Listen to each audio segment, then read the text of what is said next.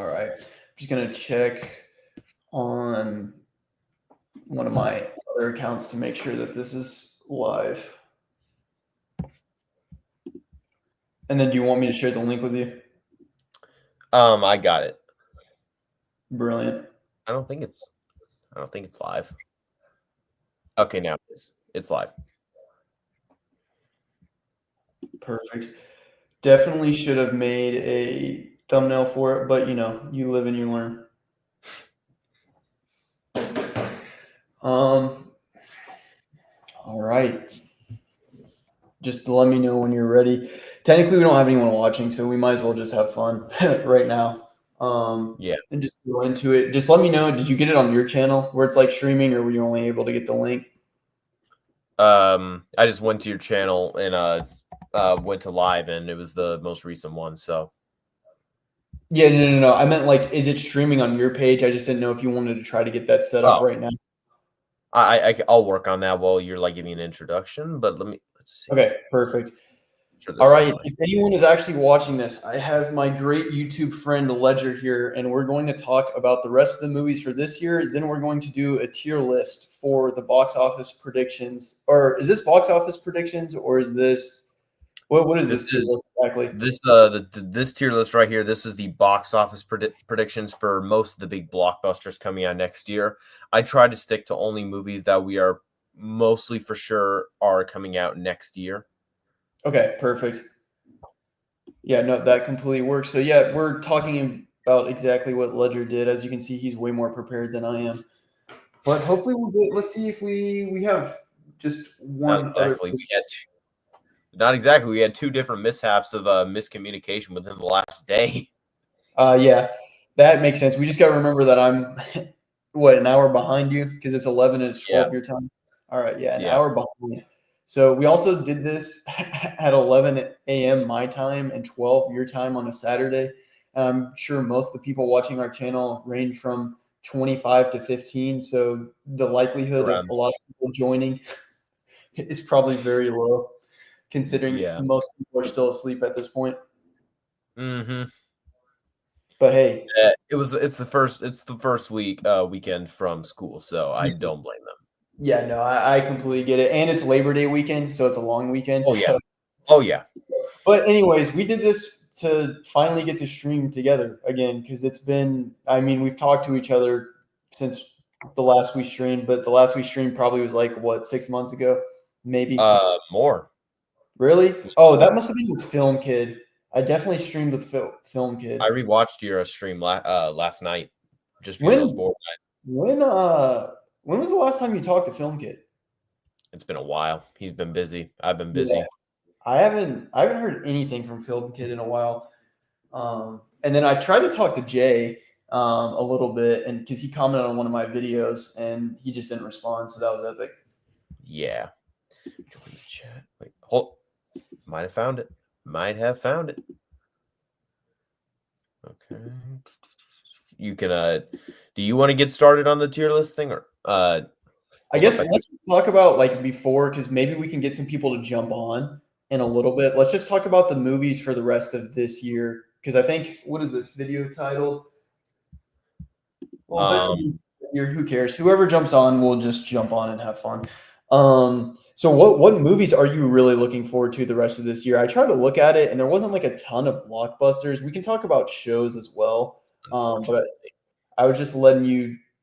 I guess I'll just let you take off first, and then I'll start running with whatever you go with. 1 second. I need to. You're good. I'll get it working eventually. Well, my most anticipated show of the year, which ironically I have not finished yet because I've been busy and I was very disappointed by the first 3 episodes, was Andor season 2, which you have told me gets a lot better. Phenomenal. I need to Dude. get back on Phenomenal. that. What about just brief side note? Have you seen The Penguin? I have not also been on my radar, and one that just started airing, Peacemaker. I started watching the first show, but I haven't gotten through it yet. So as soon as I do, I will check it out. And Alien Earth has been airing, and once again, have not gotten too much. I watched the first 2 episodes the day they aired, and completely forgot about the third, and then didn't really care when the fourth came out. So I'm going to probably binge them right before the 5th episode comes out, then hop back on. Yeah, that's I've not started that. I'm actually planning on starting that today. I literally just watched the first 2 parts of Killer of Killers yesterday because I finally got Hulu back, which is awesome. So I literally just watched that. Very, very solid. But yeah, Alien Earth is probably my most anticipated show that's left this year. I don't think I would have anything else. I'm just trying to look at. I have this calendar that has everything that's coming out. Primitive War, I kind of wanted to see, but I didn't have any showings at my AMC. Have you seen anything about that? Yeah, I heard a little bit about it, a Vietnam War movie with dinosaurs, but I heard it was fun but very dumb. Yeah. Nothing along the lines of like Jurassic Park type budget, so very CG. Did you watch Sean Chandler talk about it at all? Yeah, I did. He enjoyed it. Yeah, no, I that was the person I was looking to review it because like a lot of times like other film critics are just really prestigious and Sean just kind of gives it to you real. And he was like, it's probably best to just go see this and watch it at home. But I was just wondering if your theater even had it because tomorrow I'm gonna go see Weapons, but I thought about going to see that. Primitive War. Have you seen Weapons? I think I read your review on it potentially. I just can't remember. Oh yeah, I saw it. I was also listening to Cody Leach's spoiler review yesterday. Mm-hmm. I remember there's a really funny sequence that I'm not going to spoil, but there's a sequence that you'll probably know where it is. Hopefully your theater is packed because I went in, I saw it opening day. So I got a full theater and there's a really funny sequence after a very messed up sequence and a character's reaction to it. And the entire theater burst and laughing. It was really funny. Yeah, that's why I've heard that it's funnier than a lot of people are saying. But I guess that's one of the most anticipated movies because I've yet to see Weapons. Like I'm really excited about that. As far as sorry, what'd you say, Ledger? You seen Barbarian? Yes, I have seen Barbarian. Yeah, I really liked Barbarian until it got weird.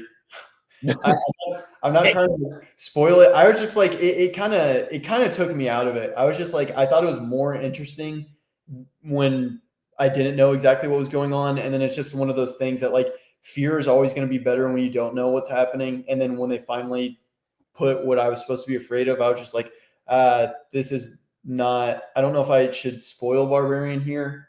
Just think it's kind of new.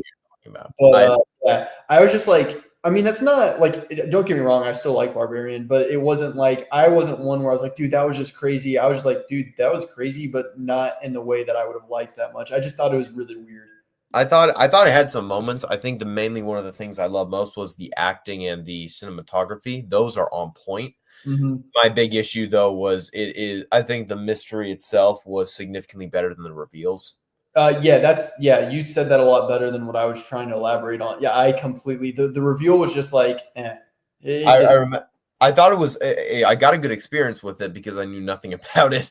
So I walked in and knew nothing. And when when the movie ended, I was just like, I need to process this for a bit.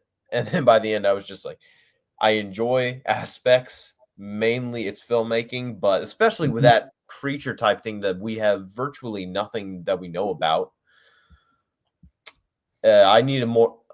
It didn't give me enough answers to justify what I just saw. We needed more answers. And Weapons has a similar problem. We needed more answers. Do you think Weapons is better than Barbarian? Oh yeah, Weapons is a lot more mainstream than Barbarian was. Okay, so it's more up my alley, and it was. It's weird, but it's not quite as weird as Barbarian was. What about Weapons or Sinners? Oh, Sinners. Okay. Sinners will probably end up being my favorite movie of the year. I thought that was incredible. Yeah, Sinners is right now my current favorite movie of the year. I don't want to say I'm disappointed by the year. This year's been very solid. Like there hasn't been, at least from what I've seen, a lot of lowlights. Between Snow White, 4 different horror films starring. From what I've seen subjectively. Oh yeah, you've obviously seen a lot more films than I have because I'm trying to think. I think the worst film that I've seen this year, I would have to check my Letterboxd. I would say is like Captain America: Saving the World. I thought was your bottom. Yeah, I'm pretty sure that was. I thought that was okay. I didn't hate it, but yeah, even so, like when you look at like think about my list in that perspective, like last year, like Rebel Moon 2 and Madam Web. Oh Lord. like last year had a lot worse, but then also last year had a couple of films like Dune Part 2 is one of my favorite movies ever. And I just haven't had that experience yet this year in theater. So I don't want to say I'm sad because it's been a solid year, but I haven't had like the year before that. I had subjectively Across the Spider-Verse and Oppenheimer were both some of my favorite movies. And like, it's just been the first year in a while where I haven't had something where I'm just like thinking about all the time. Sinners was really good, but it didn't have that lasting impact for me. I know we talked about that a little bit. I'm glad that I can understand. made. Yeah, but it wasn't something that just set in my brain for a long time. I was like, this is good, this is interesting, but like I'm just not thinking about it constantly over and over again. But that's completely fine. Like I said, for me, there hasn't been a lot of lowlights. There just hasn't been that one highlight this year for just personally. I know we both really like Superman and Fantastic Four, but neither of those have either been my highest superhero films that I've ever seen or even get close to my top like 15 or 20. On rewatch, I think Superman I thought it was awesome the first time, and same thing the second time, but it was lowered just the slightest bit where I was like, it is very messy to where, for me, of the three, well, technically four, but of like the three great comic book movies, in my opinion, we've gotten this year is my least favorite. Of course, I understand DC's your favorite IP, and I still enjoyed it. Like, hello. But still, I preferred Fantastic Four and the New Avengers. I rewatched the New Avengers when it came to Disney yesterday or the day before. Yeah, I need to rewatch that one. I definitely think I could move up. I was just still like, Marvel just got to figure out a way to not do the third act thing every single time with the CGI battle. They did do a little bit better, but I was a little disappointed with where they went with what was going on with the Void. I thought they could have had more of an emotional. I don't want to spoil anything because this movie is new, but I just wish they wouldn't have had it be a fight and they could have found another way to resolve that. Dark Knight type. I found it funny when you get to the Void and you see just how much destruction he's causing you, and especially after you read into what the Void can do, they power scaled him back a lot. Yeah, like but that's kind of you live action stuff. It's so hard to make characters.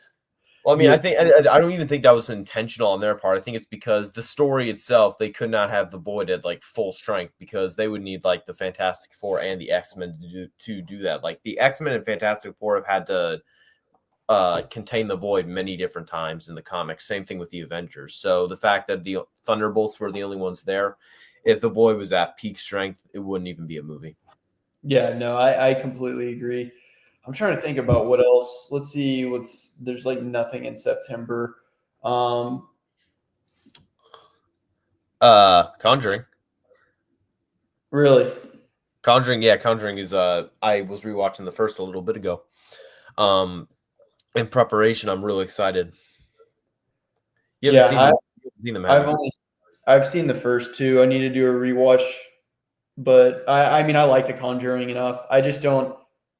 Those horror movies I've told you before, the paranormal stuff, I just don't find as interesting as like one, my dumb fun slashers, and then two, like I just find the alien, just like sci-fi horror, a lot more interesting. Yeah. So I don't typically like that genre. The Conjuring and The Conjuring 2 are like the two exceptions. I could take every other movie. No, they're both very good. It's just that it's nothing that gets me like super excited or anything like that. Fair. Let's look. No, October has one that I'm my most anticipated movie of the year. I'm just looking at. Have you watched Star Wars Visions at all? Oh no, I'm not. I don't typically like anime, and I never finished Ahsoka because of how disappointed I was with it. I just completely fell off that show. Dude, what else? One of my best friends was watching Ahsoka, and I would just tune in like when he was in there. And like I was at the apartment, I would just sit down with him. I was like, dude, this is so sad. Like it's more annoying that it's so mid than if it was just terrible. I can make fun of it, but there's nothing to make fun of. It's just so mid. It's just lifeless. Yeah. It doesn't feel like it has the heart that Star Wars once had. Or even like taking a character like it. I mean, Ahsoka is one of the best characters Star Wars has, and it's just really sad that that's what they did with her. Especially, I thought her introduction in The Mandalorian was great. I think the only time I felt like the show genuinely had life was the episode with Anakin and the ending. I've seen the ending of like with Anakin's Force Ghost. That only 2 moments it felt like real Star Wars, and even then, that's like it's not even like, really good. That feels like cash grab Star Wars almost as well. Like Star Wars should be something that's new, not just like, oh man, we get to see Anakin again, and it's. I hate people that have been saying like No Way Home is just a pure cash grab. That no, dude, that is so. The No Way Home one, I will never agree with. I can lean that way on Deadpool and Wolverine, even though I really like that movie. But No Way Home is a good, like, it completes the trilogy and it sets up a 3-movie origin for Spider-Man. It has the subversion of Aunt May dying and telling with great power and responsibility. Green Goblin is phenomenal. It has one of the best hand-to-hand fight scenes in the entire like Marvel catalog in The Apartment. The apartment scene alone is just brilliant. Yes, when you watch it again, the impact of the Spider-Man like showing up isn't as cool, but it's still done extremely well. And there's great like I just don't. The only thing I can agree with is the first act is definitely weak. Like it is pretty bad. But other than that, like the rest of the story is actually like it's a solid movie. Like you can't tell me that No Way Home's just fan service. Yeah, but even then, like the fan service when we get Toby and Andrew show up, it's a definitive part of Tom's arc. It is a definitive thing that they help him with. It really grabs the emotion when you see like Andrew talking about Gwen, when Toby talks about what happened in him killing. I do not understand, and I actually feel like people are just being stupid for zero reason when they say No Way Home was fan service, because it's not. Yeah, like you can say that you don't like it because of the Marvelisms and the MCU-isms, but like saying that we can't say it's not fan service either, but it's not pure fan service. It was not like there is passion in that movie 100%. Yeah, and also I don't really agree with the people that call Toby and Andrew cameos, because they're not. A cameo is like is someone that shows up like for a small little sequence in a I'm borderline wanting to spoil a scene in Superman, but I don't even know. Do you know the cameo you get in Superman? Yes. On the news station? Yeah. At the very end. That is a cameo. Yeah. Huh? Yeah, at the very end. That is a cameo. That's a cameo. Yeah. Versus Andrew and Toby, they are definitive parts of the story, and they're in it for like 40 minutes. That is not a cameo. They're a actual and the Snyder cut Martian Manhunter showing up. Yeah, Joker, you could argue, was probably a cameo in that movie because he's really, but it is technically a scene from supposedly a sequel, but as the sequel never came around, it's arguably now just a cameo. Yeah, you would say all of the like Deathstroke, all of those people being there are just cameos. Yeah. I'd struggle to call Amber Heard a cameo because she also shows up earlier in the movie. I'd just call her a minor side character. Yeah, for sure. I'm just trying to. What about Marvel Zombies? Will you watch that or no? Oh yeah, I'm really excited for that. I enjoy pretty much every episode of What If season 1. 2 and 3, I'm not a big fan of at all. But season 1 had some really good episodes, and I enjoyed Marvel the Zombies one, and the great marketing thing they've said is supposedly this show is going to be rated MA, meaning it's going to be a lot more bloody. I mean, now that they've got access to Hulu and all that, Disney kind of can do that. And I mean, they already published their first rated R movie technically with Deadpool and Wolverine. So yeah, Daredevil Born Again was rated MA. Echo was MA. So they're dipping their toes in a little bit into the bloodier side of things. Although Echo didn't really feel like something that was really MA. That felt kind of just like I think it's fine for Disney to do that when it's like an offshoot, like if it's part of Marvel, or if it's part of like whatever, but like making an actual, like if they just made an original IP like they did with Pirates of the Caribbean and they made it rated R, I think that would be a little bit off brand. Like I'm not sure that Walt Disney would have wanted that. I think that's where like when people are just losing their minds that there's a rated R Disney movie, it's technically not that. It's a rated R Marvel movie that Disney owns. Yeah. It's a little bit different. But yeah, I probably won't.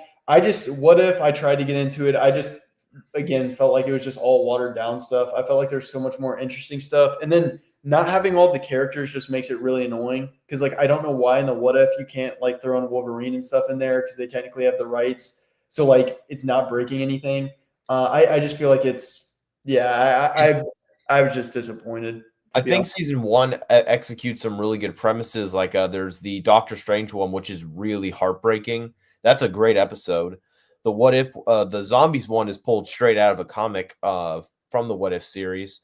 So pretty much everything in season 1, I think, is a pretty good storyline. Like Ultron, what if he won? However, you get to season 2 and 3, and it's just some of the dumbest ones ever. Like what? There's the Howard the Duck and the minor side character from the first couple Thor films. And it's like, how did this even get on the table? Why didn't you try the one where the Void kills Bullseye? That's a really good storyline that gets really dark. Hold up. Godzilla, I think he's from your subscriber base. I don't know if he's subscribed to me yet. I know he's from yours. If he hasn't, he's from mine. Godzilla, I don't know why you haven't subscribed to me yet, dude. Me and Ledger are freaking good friends. So, anyways. You can't talk about one without the other. Yeah. Anyways, he asked, have we seen any of Alien Earth? So he obviously showed up a little bit later. I have not. I'm planning on starting today. Ledger, you can give your thoughts on what you've seen. I've seen the first 2 episodes. I saw them when they aired. I missed 3 and 4. I'm going to binge them right before the 5th episode comes out. Then I'm going to hop back on. I have heard good things. I thought the first 2 episodes were decent. So I love the Alien franchise for the most part. So I think it's funny because the Alien franchise, even when stuff is bad, like I don't love Resurrection or I don't love 3, I don't love I'm warming up to the first AVP. The second one we've already talked about. But even when they're bad, there's still really interesting stuff in all of them that I like. And I think that's what makes Alien I'm always excited about to watch. I just know something crazy is going to happen, even if I don't like it. And I think that's what always intrigues me about the franchise in general. Yeah, I've always just preferred Predator because it has that same type of thing. The difference is the movies, for me, they have better movies. They don't miss nearly as hard. They do miss. Don't get me wrong, but there's more movies in the Predator franchise. Yeah, that's what I was starting to think watching Killer of Killers. I was like, which one of these franchises do I like better? I still think I like Alien as a whole better just because I like the whole – I think it's better sci-fi. Whereas Predator's action, which is it's awesome action. Like I really like both franchises. I still think I lean more towards Alien just because it makes my brain think more. I just wish like if we could get true follow-ups to Prometheus – that would make me the happiest for the franchise. There's rumors we might because of Romulus's success, so maybe. Yeah, I'm hoping. Hey, they can mix the 2 worlds. That's what I'm hoping. That take what worked in Romulus, but also take what's going on. Like giving David back and the engineers would just be super cool to me. If only Predators got that luck. All that we have is a continuation. It's a comic that technically you could adapt, but no one's going to want to do it because Predators was not very. It got a decent reception, but also did not do very well at the box office, so no one's going to touch it. So we're never getting a follow-up to that. And I enjoy Predators. So Predators is my second favorite. I freaking love Predators. It's straight action. It's great. What holds it back is that Adrian Brody I've just never really liked in the movie. Yeah. I think he gets subsequently worse each time I watch it, especially as I see him more as the dramatic actor. He gets worse and worse, and it is a little derivative, but still. Derivative doesn't mean bad. It just means it's weaker to something like Prey. That's even more. Prey is 100% the better film. I just enjoy it better. It's really close. I'd rewatch Predators before I would Prey. However, I would say I prefer Prey. Yeah, that's completely fair. I've had Predators over Prey many different times on my list. It depends on my mood. Yeah, I'm probably the same way, to be honest with you. Godzilla, dude, I was just joking. You really don't have to subscribe to my channel. Just do what you want. I've seen you in here a lot. It'd be awesome to talk to you as well. But I just like having community, and if you do or don't, it doesn't really bother me. But yeah, glad that you're on the stream. Then the next thing that he asked about is Tron Ares. I'll start just because I know you've just gotten into Tron. But I saw Legacy when it came out in theaters. And still probably the best movie theater experience I've ever had, either that or Infinity War, maybe 3D How to Train Your Dragon when it came out. But I'll always remember Legacy.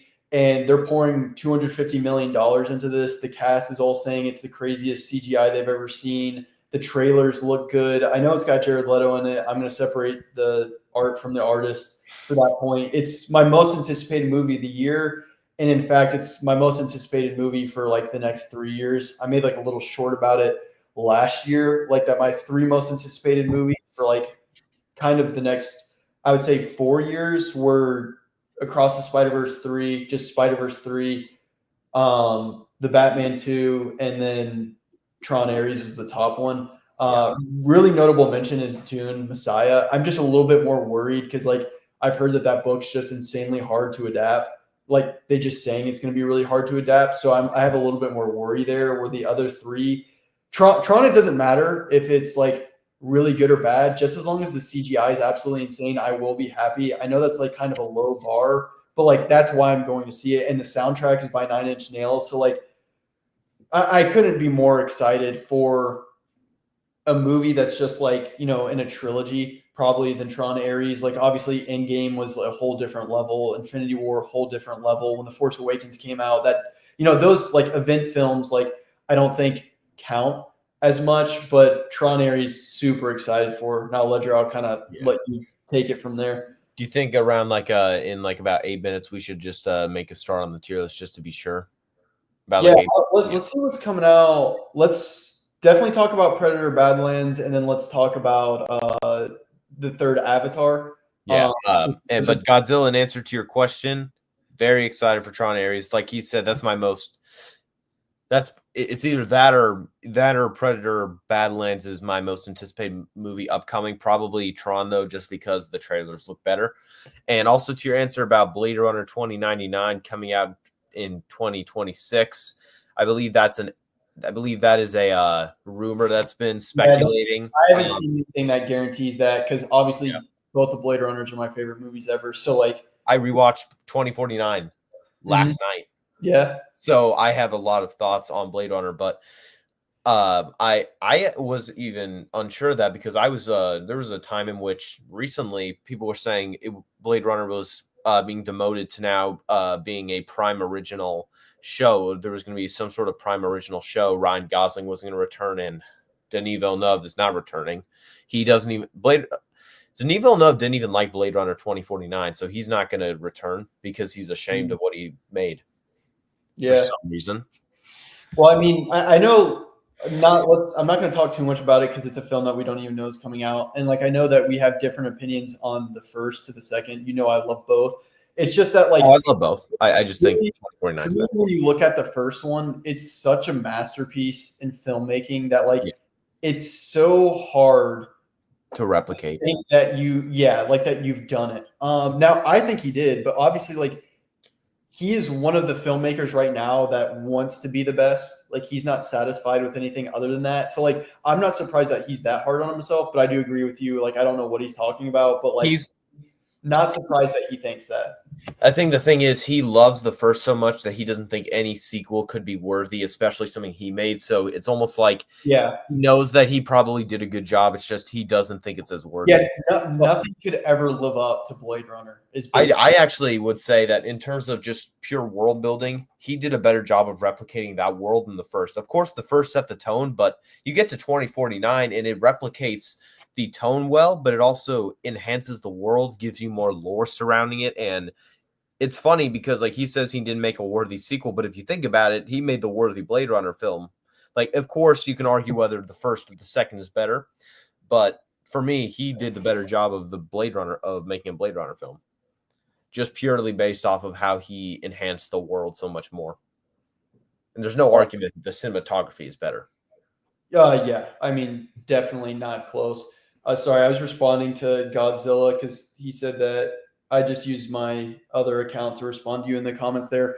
But yeah, I love Nine Inch Nails as well. I mean, when you have Johnny Cash asked to cover one of your songs, I think that alone lets you know that you're a band that's made it. I love Johnny Cash. But yeah, I don't want to get because we do have the tier list to talk about. Predator Badlands. I'm super excited for Predator Badlands. I wasn't as fond of the first trailer that dropped that made Elle Fanning look like a more comedic relief character. I really hope that's just a really bad trailer. Yeah, I have no idea. This one's not one where I'm not expecting this to be, my favorite film of the year. It would be very shocking if it is, but I'm also not like I'm expecting to like this film almost guaranteed because I've pretty much liked every Predator film. So like this is a very safe bet for me that I'm going to go in and like it.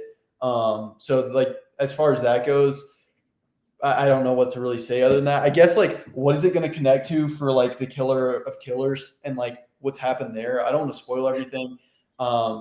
I know you know what I'm talking about, but Yeah. like I don't know where it's going. It makes me a little worried because both of us, I think, would rather see the Alien franchise go away from Predator, which with how both the directors are talking for Romulus and Prey, that doesn't seem like what we're going to get. Because I think we'd both rather see it go back towards Prometheus.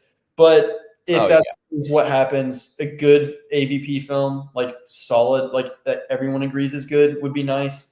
Yes. But those are kind of my only thoughts on Badlands. I wish people would stop complaining about the design of the main Predator. Like I do agree, it kind of looks a little weird, but also we've seen multiple designs for Yautjas.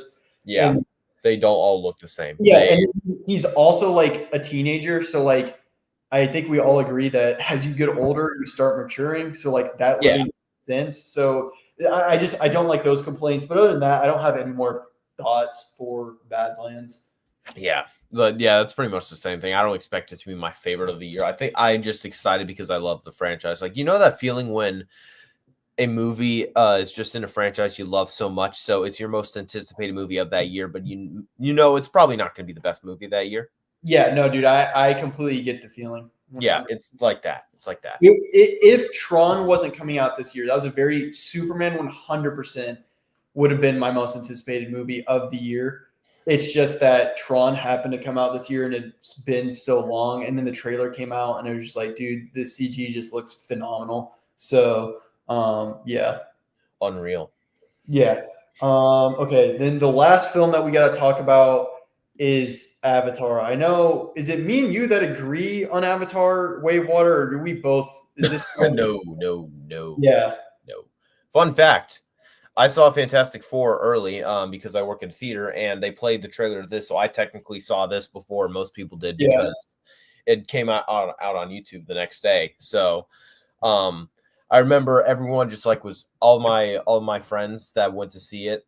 They were all just like they were yelling. We're like, yes. And then they were asked what I thought. And I was like, looks beautiful. But once again, like all the Avatar movies, it doesn't give any hint of story because it doesn't look like there's going to be a lot. Gorgeous visuals, but I need more.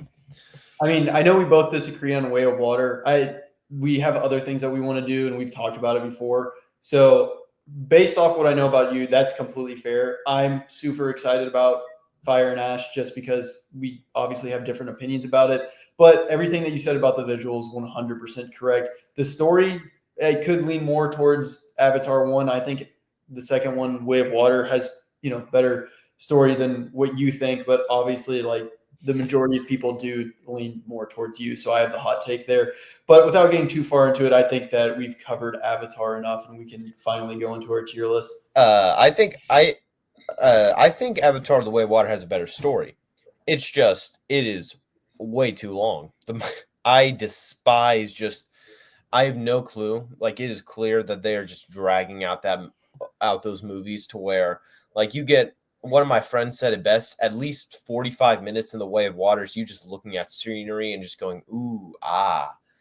It is so ridiculous because the second is like over 3 hours. Yeah, I don't disagree with you. I also am fine, with long movies, especially like if what I'm looking at is aesthetically pleasing. It usually never bores me, but that's a completely valid complaint. In an era where we're getting just awful effects, just getting this terrible things, I do like Avatar standing for giving us back the theater experience. However, I would rather us get the great theater experience with great story and great characters that are well developed. Because you'd rather get the Batman every single time. Or Blade Runner 2049, but it's just, Blade Runner 2049 did awful at the box office. So. Yeah, but I mean, that's because people have TikTok brain. And the first didn't do very well at the box office. Yeah, both have been bombs. But that's a whole different discussion. I'm going to go to the bathroom one more time real quick, and then we'll start the tier list if you're good. Right on. Perfect.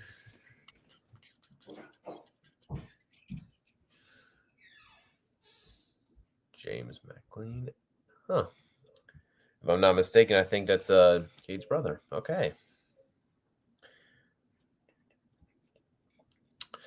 So, guys, in answer to kind of what this is, we are doing a We are doing a box office tier list of predictions of what movies that we think will what we think will be the movie of the year, a movie that'll cross the $1 billion club. It'll be financially successful. We're not sure, so it's a gamble. There's no way it's making its money, and we are not sure. So that's kind of just this is kind of just a fun prediction to be like, oh, what I'm wondering what this is going to do. And I did force in the Punisher TV series just to have a discussion with Cade on like, did he think that if we think that's going to be good? But as soon as he gets back here, I'll explain that to him. All right, I heard you. I caught the end of that. Oh, got it. Wait, where's my face? Oh, I guess the stream is probably a little bit delayed. I can see your face. Okay, well, my phone is delayed then. So what did you hear? All I heard was that you're going to explain it to me. So okay, then. Looks like I'm going to explain it to you. Okay, so dude, I didn't even know. Sorry to cut you off. I didn't even know Scream 7 was coming out. I thought that got delayed because of. I'm not going to mention the delays because I just don't like to get political. But like, I thought there were some delays from that. I know what you're talking about. We've had discussions on that before, but supposedly it's rumored to be coming out next year. So okay. The tier list I set up was kind of just like a prediction. We have movie of the year, which only one movie will go in to see which movie we think will be the highest grossing movie of next year. We have $1 billion club of movies. Not the quality of the movie. It's just which movie we think is going to make the most money. Yeah, because if this was quality, it would be very different. Okay. $1 billion club, meaning movies that will 100% cross the $1 billion club, make its money back. Of like movies that they're not going to make $1 billion, but they could easily make between enough to make a profit. Yeah. It's a gamble, which is reserved for movies that I'm genuinely just not sure on if they're going to be well received or if they're going to make their money back. So then you have No Shot, which is like there's no way this thing is making a profit. And then you have Not Sure, which is just reserved for movies that I could not tell you one way or the other if I think they're going to be successful. If you want to do a tier list for yourself, or if you just want to balance it out and we give our reasons why. Yeah, I think let's balance it out. I think that works better. Yeah, that way we can kind of have a debate on it. So you want to get started first, or should I? So yeah, I mean, it doesn't matter. I guess you can just pick which film you want to start with. I would just go in the order we have them. Okay, for the Bone Temple, I gotta be honest. I'm not sure.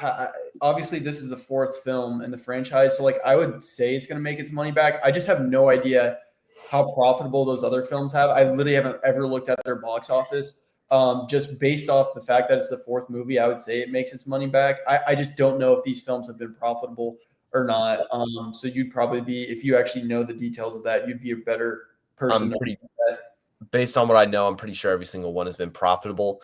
I'm pretty sure 28 years later, it made it. I don't think it was certified fresh on Rotten Tomatoes. I can check in a sec, but I know it was mildly well received. And it's a horror film, so they don't cost a lot to make, and especially since sometimes like you have to use a lot of cameras, which costs. Well, what about are they getting Murphy to come back because that's an expensive cost?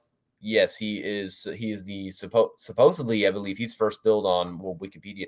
Nope, 28 years later it has an 88%, meaning it's certified fresh. Oh, I knew it was certified fresh, dude. That was one of the videos that I told you about that I made, that I said I was just saying that I didn't like the film, and people were like calling me a bad person for it. I was like, bro, like, what are you talking about? Shut up.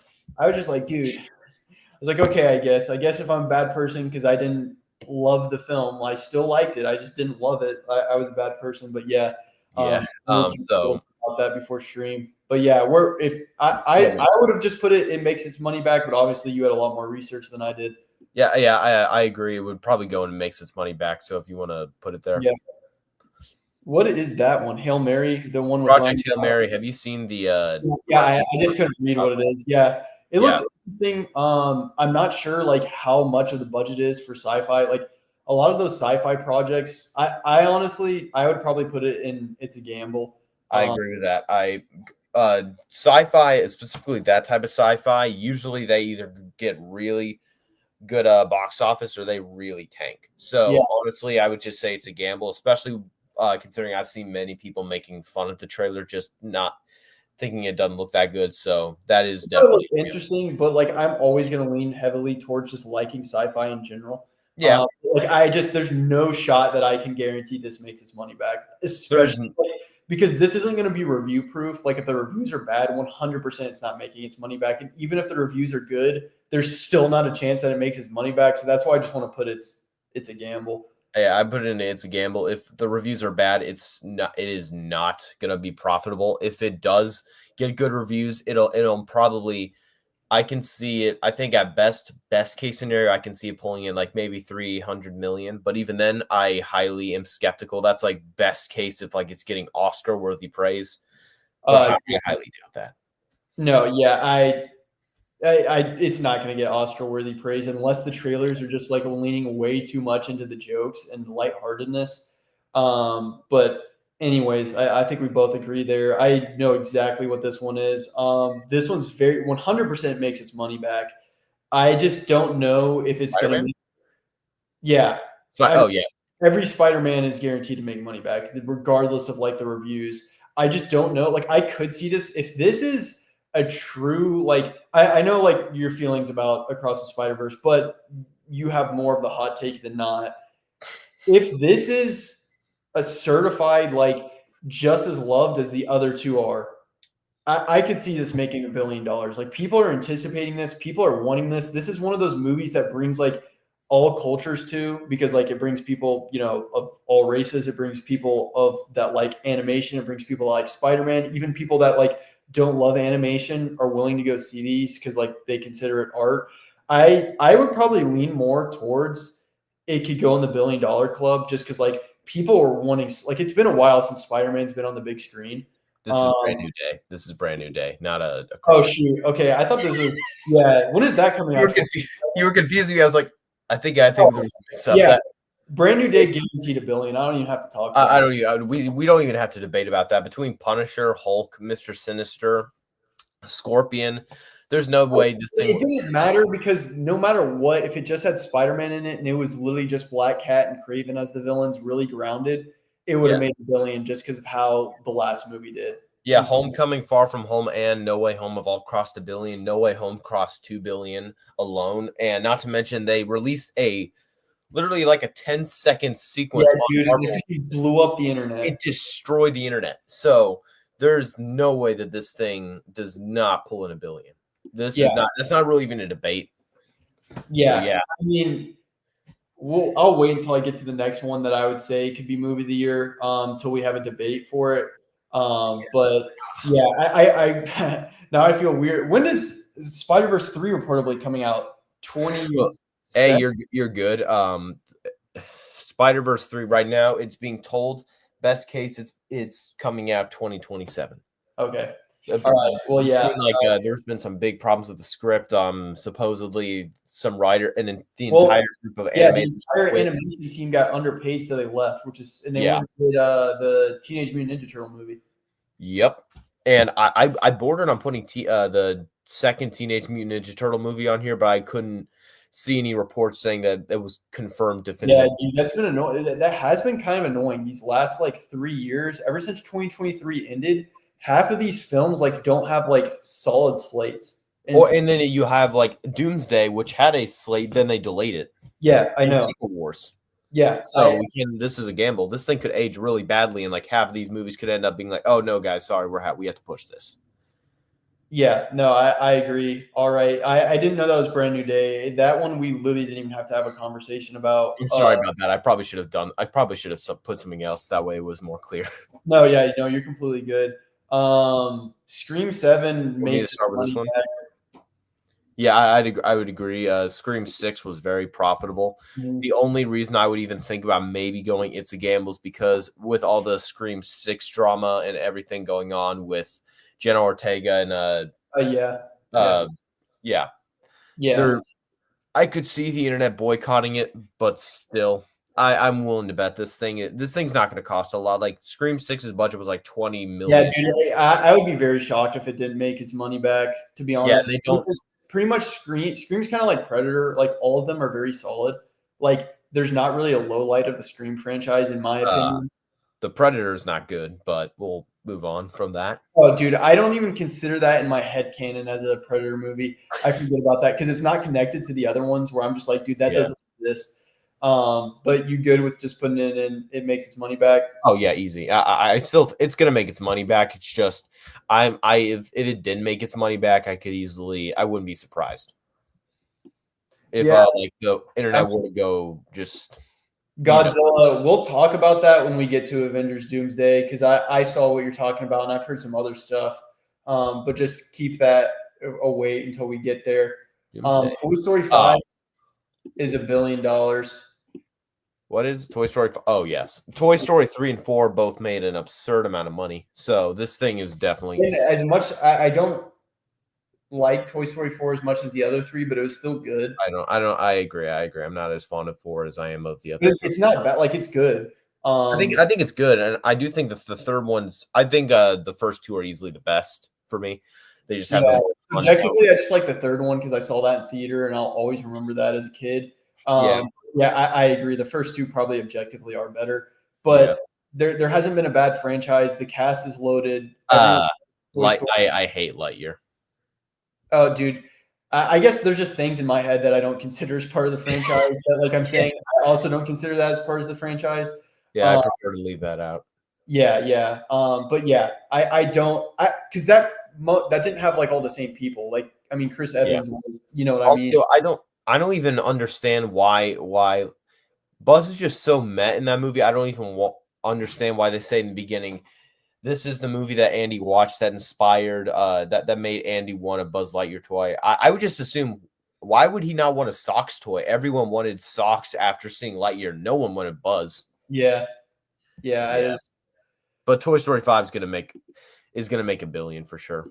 All right, you're gonna have to hear me out on this because I don't know where your opinion is gonna come from. But Shrek 5 is going to make $1 billion because the meme potential of this and the troll potential is just out of this room. It is gonna destroy. Like you thought Minions and Minecraft. Minecraft was so bad that the only thing you could do is memes. So like the memes might not be as good, but like you thought like Minions Rise of Gru, where people are showing up and like Shrek 5 is going to blow up the internet, regardless if it's good or bad. It's going to make $1 billion. I know for a fact. I may have the hot take on thinking that pretty much every single movie in this franchise is bad. I don't even need to say this thing is going to be bad, especially based on what they said the story is going to be. This thing is not going to be first little like teasers they've released for this are garbage. Oh, the teaser looked awful. Dude, it was so. I know we also disagree on the first Shrek, at least, because I think it's genuinely phenomenal. But regardless, this movie's making $1 billion. I feel bad for whatever's coming out. They're going to need to put a big bully next to this. Just dude, this is. I think Minecraft should warn people of what's going to happen with Shrek. What is this movie right now? That is. I probably should have. Hold on. I probably should have put it there because it's two movies. This is the Resurrection of Christ. Oh, dang. I didn't even know who's producing that. Is it just one of the... Mel Gibson is... Have you not seen The Passion of Christ? Yes. Yeah. Mel Gibson, who directed it. Okay. Now. Directing of it. There's Passion of Christ. There's The Resurrection of Christ Part 1. I believe, don't quote me on it, based on what I saw, it said on Twitter that the Resurrection of Christ is coming out on Good Friday in 2026, and then the Resurrection of Christ is coming out on what is it? The day what's it called? Passover. Yeah. So they're going to come out within the same year, within a couple months of each other. So are we combining them? Yeah, I just assumed we could combine them because there weren't two posters, and I just thought it would get confusing. Yeah. So is it rated R like the Passion of Christ was? Yeah, you can't do a story about this going to be PG-13. It's going to be rated R. There's no way. I could have thought. I thought when I was younger there was one that was PG-13. I just can't remember what it was called. It was the entire story. Christians, and just like everyone that loves Jesus, this thing is absolutely guaranteed to make its money back. It's never in a million years going to make $1 billion. Like this thing, there's quite a few people that don't like the Passion of Christ because they either think Jesus wasn't real or because they thought it was too violent. Or they consider it torture porn just because of how far they go with showing just how the that's what I'm wondering if like I could put it more on like it's a gamble because like even Christians that show up for it could think it's too violent, and so like the reviews, even if it's like objectively good, like you're just getting people that are like just giving it bad reviews because they're like, oh, this is so violent, this is so bad. Like, I mean, my grandmother would never like the Passion of Christ, you know what I mean? So yeah, it's just I don't think, because especially since the Passion of Christ was more the bloody part of it, and supposedly this should be a little more, according to Mel Gibson, this should be a little more, how do I say this? Hopefully this will be a lot more up people's alley. So I do not. Yeah, I don't see why this would be as bloody as the Passion of Christ. Like it doesn't make any sense. Like as the story goes in the Bible.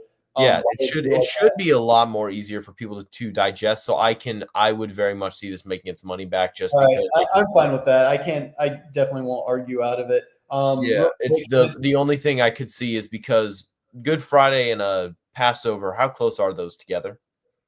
Those are like a couple months apart. Rose on Monday. Huh? Are you talking about Good Friday? Good Friday versus Passover, aren't those pretty close? There's like I thought you were talking about when he raised from the dead on Monday. No. I mean like I'm not sure. Yeah, I'm really not. That's usually, I know like most churches like talk about it, but I haven't really paid attention because most Catholics like follow that like strictly. So I'm not exactly sure when that is. Yeah, so that's just it's gonna be, since they're coming out so close together, I can see it suffering slightly from that. Maybe they should have put them out one year after another. But you may laugh at this. For me, this feels like the Christians' version of Avengers: Infinity War and Endgame, of like just such a rich story within this two-parter. So I can easily see this profiting. It is never in a million days going to make $1 billion. Just because quite a few people don't like the Passion of Christ. This is going to be rated R. Many people think Jesus was fake. Christianity is, I believe, the most mocked religion. And this is, if it follows the Passion of Christ, both movies are not going to be in English. They're going to be in Aramaic. So there's no way this thing makes $1 billion, but it's going to make its money back. Yeah, no, I won't disagree. Just real quick, Godzilla, what are like my thoughts on Mission Impossible: The Final Reckoning? And Ledger, I'll let you give yours as well. I liked it.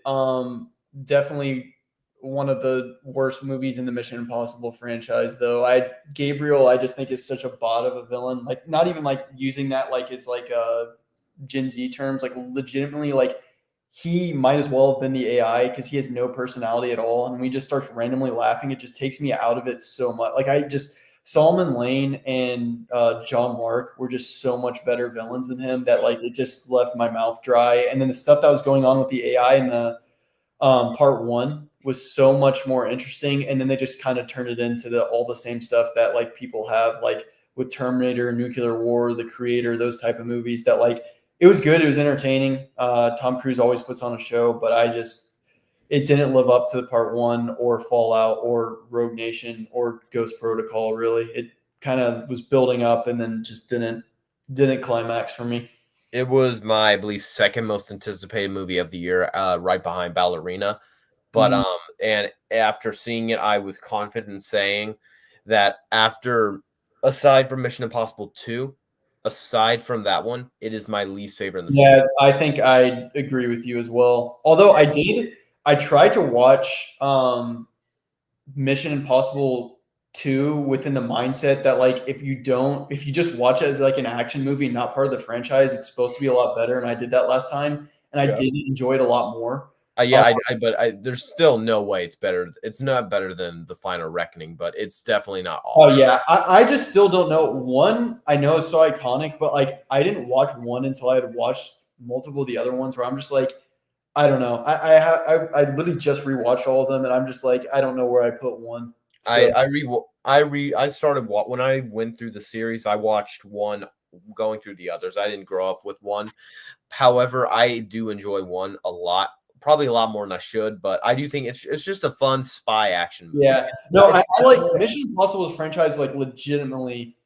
I like every single one of the movies, so it's not exactly pretty much same here. It's just I think the problem is like you have to keep in mind one is small scale, and that's what it's trying to be. It's enjoyable. One is objectively better than 2. It's just that 2 kind of falls into like the Fast and Furious when Fast and Furious were original, like before they started getting crazy, like where it's just like schlocky good action fun that I really like. Where I'm like, do I like that more than I like Mission Impossible 1 or not? I do not like that. Yeah, I still lean more to 1, but like the second time around, I got closer on 2 to 1 than what I was the first time I'd watched them. I can see that. It's just when objectively, The Final Reckoning is a better made film, but however, when I go based off of story, especially, and the 1 executes its story a lot better than 8 does. Dude, and it also one's not. Yeah, one's still better than both of those. The only one I would really compare it to is 2, but like, I still like all of them. It's just like I'm trying to justify because I saw people that were like, "Why on earth, of all things, why is The Final Reckoning above below the first?" And I'm like, because it's, in my opinion, it's the better movie. Because I thought The Final Reckoning was really good. Like I think I give it a 3.5, maybe 3.75 out of 5. Yeah, Godzilla. That's kind of what I was talking about when talking about Terminator. It's like, dude, like the AI was so cool in part 1, and then they were just like nuclear explosion. And I was like, bro, that went the 7. I also think, I don't know if you've seen this, Ledger, but like apparently Christopher McQuarrie wanted the film to be not chronological, to add like a lot more intrigue to it of what was going on, and Tom Cruise said a hard no. And so like a lot of people think there's a better version of this film out there, and that's why like a lot of the times this film just feels like really choppy and spotty. Like it goes really fast, and then there's like a weird chop, and then really fast, and then a weird chop, and it's like, what the heck is the pacing? Where like, I never knew that. However, that explains why you go from 7, where Luthor is fine, and then you get to 8, and it's like there's nothing. He goes from this to this, and we have no explanation for it. Yeah, and so when I think about that, I'm just like in my head, I was like, dude, that has to be true because there's definitely a better movie in here. Yeah, it would have left a lot of the stuff of what was going on to be like you're figuring out as the movie goes, instead of just being dumped like with the freaking weird exposition dump of like people are worshiping the AI, it's Terminator Judgment type. Like that was just like, that took me out of it. And then, like I said, I'm never gonna like Gabriel. I just watched with my wife. We've been watching him. She didn't get to go see the newest one with me in theaters, unfortunately, but we just watched last Friday, part 1, and I just don't like Gabriel at all. I don't. I think he's probably my least favorite villain in the franchise. 100% for me. I don't care for him at all. Like he's just so like. The villain from 2 is more ridiculously memorable, so he's so. That's what I'm talking about. It's like he's so like Raimi trilogy over the top goofy. Like that's why I'm like, this movie has more flavor. I know it's not as good. Where I'm just like, I could, but I'm not there yet. But it could be where I rewatch it again, and I'm like, yeah, I move it above Final, and then maybe 1, but not at this moment. Oh, wait, as in the Final would be your least favorite in the franchise? Yes. I won't go that far, just because Final is, at least it does have some much better sequences. Like the sequence with the submarine and the plane sequence alone destroy anything. The submarine one is awesome, but it just makes me so annoyed that all of those torpedoes are just falling. I think it's strange. But me saying that is actually really stupid too, because like with everything else that Tom Cruise has done in the movies, like that's what I'm complaining about. Is like really dumb. But then again, he actually did the other stunts. So like I don't know. That's very hypocritical of me to do. But again, it's my subjective take there, not objective. Well, now we're gonna get people posting online saying hashtag release the McQuarrie cut. Oh, great. Yeah. I honestly would not be angry because I remember watching the film. I didn't know this at the time. However, the first thing I thought was there's clearly completely. I thought the same thing, and then I literally saw someone like say like he's highly confident, and saw some reports that like Tom Cruise said a hard no to that, And I'm like, dude, that's one of the only bad things about working with Tom Cruise is that like he has to have full creative control. Yeah, exactly. And even when like that would have been such a better creative decision, especially for the final movie in your franchise to do something different. But have you heard of what he did to Mission Impossible 3? With J.J. Abrams? Yeah, in regards to what he threatened to do. If you tell me, I probably have. I know there's a lot of things going on with him and JJ.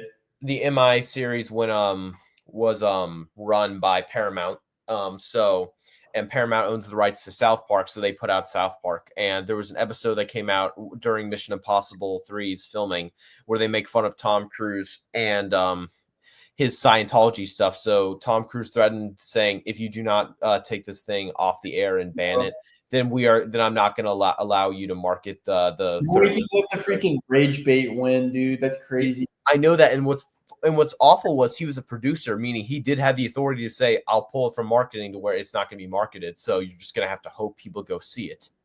Dude. And it's the fact that he knows he's wrong when it comes to Scientology being a moronic thing. So like he's willing to damage his own franchise just to be right. Yeah. Tom Cruise is, I think everyone can agree he's psycho, but he's phenomenal at acting. He's phenomenal at acting, but he is a terror. Yeah, I agree with that. Well, I guess time to finally move on to the next movie. We talked about that for a long time. Sidetrack, guys. Well, that's why we like to have people in the comments. I mean, at the end of the day, it's what he asked to talk about, and we obviously like it and having community. Yeah, it was fun. I have no issue with getting sidetracked as long as it's a good.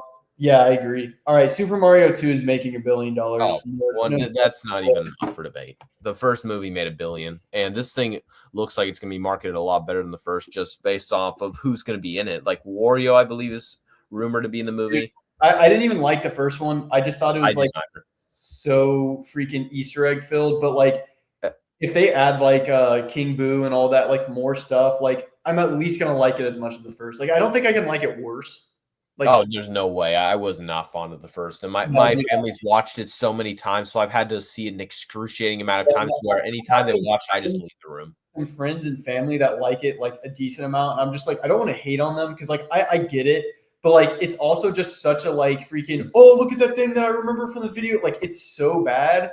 And then they also try to do that stupid thing where they play popular like old and pop music to make Illumination is the worst with their soundtrack. They just play the same TikTok like Cody Leach when he went to see it. Cody Leach, there was a certain sequence during when they had the Mario Kart thing, and apparently when they played that song, his entire theater groaned. Yeah, dude. It's like you said, it's almost like they just Illumination takes songs and goes to a playlist on Spotify of songs that everyone is tired of hearing. Yeah, it is so bad. I hate Illumination. They've never, except for maybe the first Despicable Me, I've never liked a single movie of theirs. Did Illumination? Who did Rio? Rio? I enjoy Rio, but that was, I think, DreamWorks. No, Rio. Actually, no, it wasn't DreamWorks. I think it was Blue Sky. Oh yes, it was Blue Sky. Yeah, I was gonna say I don't think it's Disney. Yeah, no, it was not Disney. All right, this is where I wanted to get one. Just to get into Godzilla's topics about this movie. Yes, Godzilla. I saw that there was like a fist fight on there. I don't know who was between. I didn't think it was a fist fight. I was told it was a verbal one. I saw rumors that was a fist fight. I'm sure that's just a rumor. There's no way it was a fist fight. Otherwise, we would know exactly who it was. And then I also saw that I don't know what the actor's name is that played the original Nightcrawler, but he gave a like report, and this is like verified, that he was just in there for his scenes with no one else in there talking to like a green screen, and he has no idea who he's talking to. And like a lot of people are like freaking out, even though this happened in Infinity War and Endgame.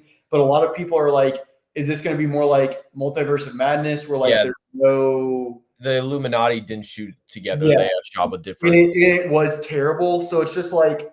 Haley Steinfeld thought that Daniel Craig was in the movie. Who? Haley Steinfeld? Yeah, she thought that Daniel Craig was one of the Illuminati because they kept replacing people. Yeah. That was funny. Yeah, I mean, I'll get into what I think the box office is going to be because I have a debate. It's either this movie or another movie that I think is going to be the top. We'll see. I don't even think this is. I think this here's the thing, alone with the controversy, but Endgame and especially Brand New Day, like we said, is going to make $1 billion, and Brand New Day is going to play the trailer for Doomsday. So for me, I have to say this thing is going to be the movie of the year.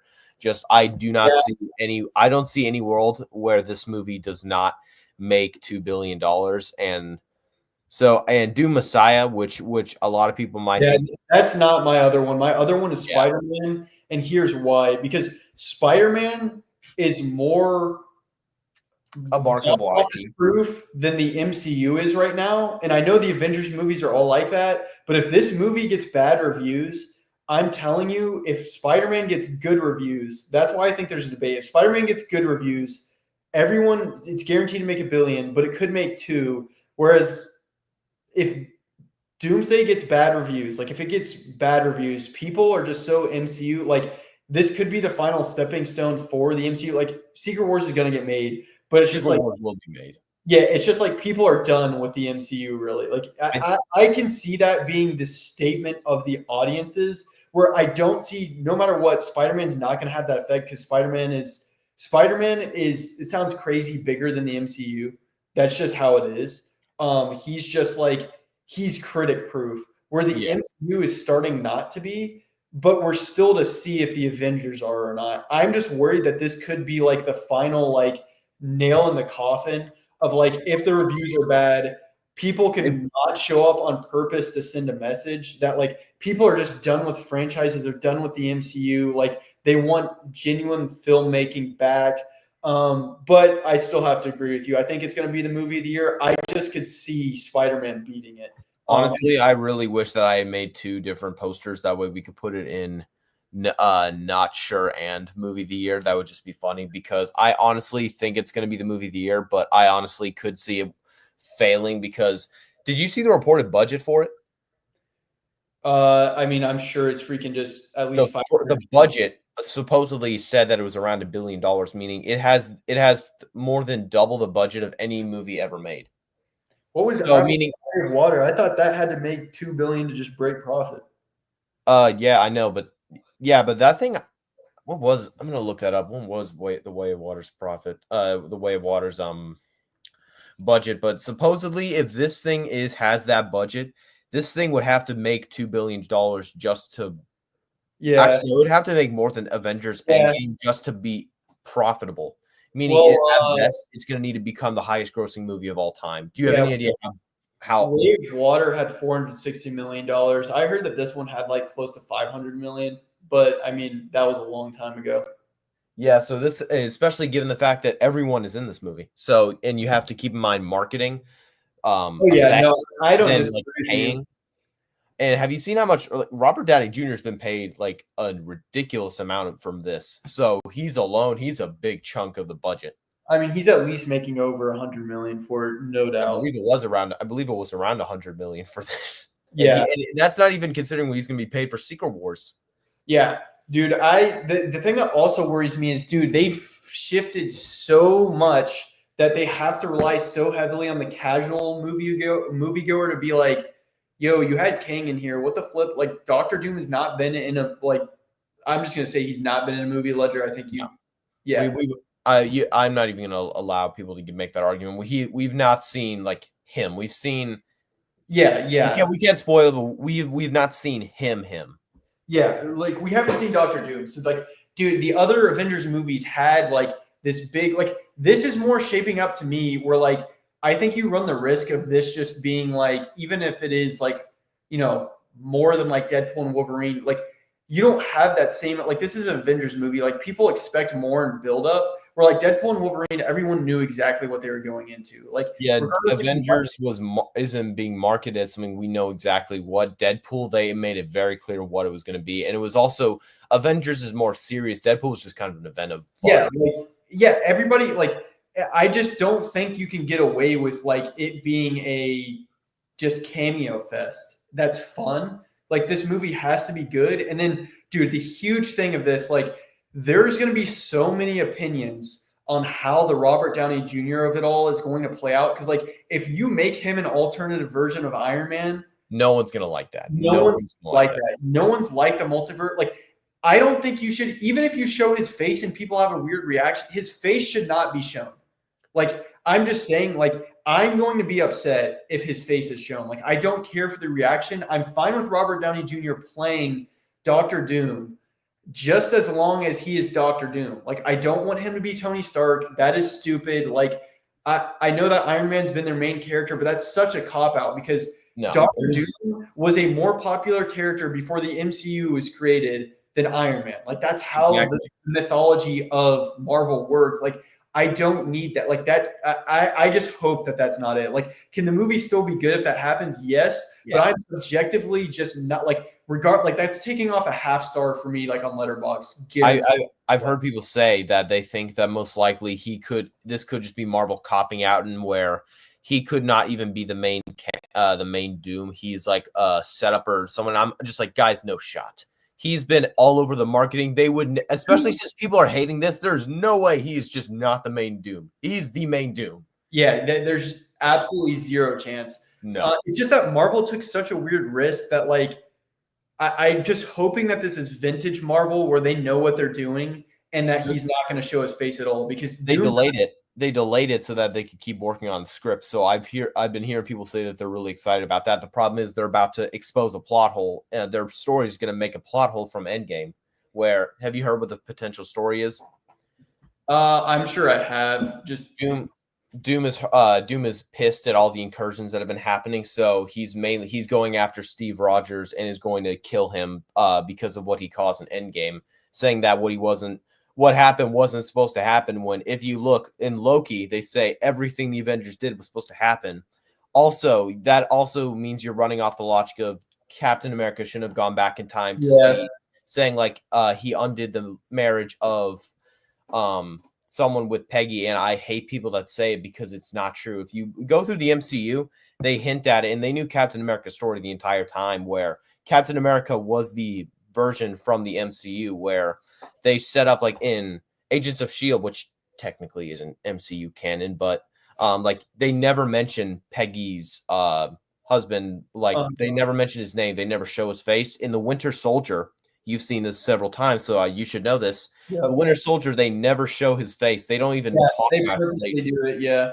Yeah, in Civil War, you see an old man that's carrying the casket, and then you see that Cap didn't come out of the time machine in Endgame because he was already a part of that universe. So everything was supposed to happen. Cap would never cause an incursion, and the Disney's ready to retcon that so that they can make a profit. And that pisses me off because Captain America is my favorite movie character and my favorite Avenger. Yeah. So just the fact that they're trying to insult his legacy when I love him so much to try and make him look like the bad guy really just hurts me, because I just don't. He never did anything wrong. His story was complete. I don't know. I don't think that that's what they're going to do. But it also would explain why so much in the other phases people have been asking where Captain America is. Like, how many times has that been asked? Like, of what? Of where he is? Yeah. He's dead. He in the MCU, he dead. He died of old age. The thing is, supposedly Kang. I keep saying Kang. Doom has access to time travel, so he's going to time travel back in time, and he's going to kill Steve then right around when he goes back to see Peggy. And supposedly Chris Evans is shooting his scenes right now. Dude, that's why I'm saying, like, that's why it's in movie of the year, like, to make the most money for the year is like, I agree with you, but there's so many things that can go wrong here where Spider-Man's critic proof that I'm just like, Spider-Man we know is going to be a good movie. Doomsday is the biggest gamble in possibly in cinema history. Like, I'd be willing to say this is the biggest gamble I've ever seen in cinema. Yeah, dude, I won't disagree with that, because like the thing with like Avatar spending that budget is like the first Avatar like destroyed it. Yeah, destroyed it, and like the story wasn't revolutionary. Like, it was just a simple tale of Native Americans and colonizers. So like that wasn't really a risk for James Cameron. Like, the risk was the budget, but everyone knew that it was going to make a crap ton of money because the trailers looked like the CG was phenomenal. People weren't expecting freaking whatever movie you want to say, like Shawshank Redemption storyline, like whatever movie you want to throw in there. No one was expecting that from the story. This is just all over the place, dude. Like, both of me and you're even more into the MCU. Like, I saw every single MCU movie from Avengers all the way up to Endgame in theater. I've seen all of them in theater except for the Marvels. I just watched that in streaming for obvious reasons. And like, I know I haven't followed up with their shows, but like, I'm a big Marvel nerd, love Marvel. Like, I know DC is my favorite. Yeah. I think Marvel's so close behind. It's just like neither of us have any idea of like what the flip is going on here. Like, yeah, and also I think the big problem is you know when Superman was coming out, and like the amount of just sheer fear we had, like if this does not break even, like if this does not make money, the DCU will never continue. Mm-hmm. This is that times 10. This is like 10 times as bad. This thing does not. I don't even see the MCU. You know how they're planning to do the Mutant Saga after Secret Wars and reboot the entire thing? Yeah. If Secret Wars and Doomsday are not both very profitable, I do not see the MCU continuing. They're just going to put the lid on the coffin. Yeah, I just don't know, because they're the most profitable franchise of all time. So like that is debatable, which is unfortunate, because like we technically would want better movies if they're bad.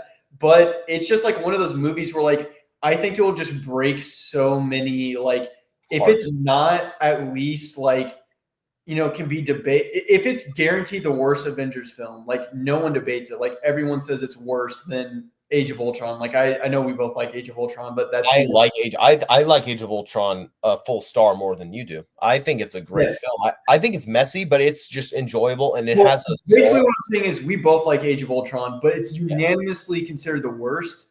If it comes out and people like it less than Age of Ultron, there's a problem here. And I think that's the sad part, is like I think not the MCU will continue. I think the sad part is we're never going to get to see the MCU again, probably. We're never going to get to see the MCU. We're never going to get to see Marvel in the thing they were with the Infinity Saga. The Infinity Saga was something unreal. We are never going to see Marvel do that again. Yeah, unless they start everything with a giant Marvel universe and they can figure it out. But even then, what made the Infinity Saga so good was they didn't start with a giant universe. They slowly built it up, and I think that would be more in the line of the DCU. I want something. Same thing with the. You could argue that maybe the something like a already established universe could work, maybe from the comics, but even then, I would say that's still going to be a lot harder to do. You might just have to tough out a few bombs, then hopefully restart. Regardless.